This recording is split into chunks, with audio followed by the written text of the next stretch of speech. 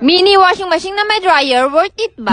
Perfect nga ito sa mga solo living, sa mga nagdo-dorm dyan. Napakaganda nga nito kasi napaka-space saving niya. Ito naman yung kanyang accessory. Meron siyang water supply hose, meron din siyang owner manual, siyempre meron din siyang drain hose. Ito nga pala yung kanyang manual at siyempre may kasama niyang hose. Lalagay mo lang pala dun sa gilid na may pabilog at siyempre meron siyang dryer. Na-amaze nga ako dito mga mare kasi meron na pala siyang dryer at ito nga pala yung kanyang saksak. Lagyan ko na din pala ng sabon, naparami pa nga ako, halos mahubos na nga yung isa. At alam nyo bang napaka-smooth ng kanyang pag-ikot. Malakas din yung kanyang pag-ikot mga mare. Super. Dito nga pala is naka-fast forward yan. Inisa-isa ko na din pala ilagay itong mga damit ni baby. Perfect ito kung meron kang newborn. Hindi ko na nga nabilang kung ilan nga yung nalagay kong damit dyan. Ito nga pala yung first washing ko. Then nakadalawang washing pala ako dito mga mare sa damit ni baby. Pinagsama ko na din pala yung aking underwear dyan. At tapos na nga unti-unti ko na inalis yung mga damit ni baby. Nilagay ko na din yung pasunod mga mare na damit niya. Grabe mga mare, super space saving talaga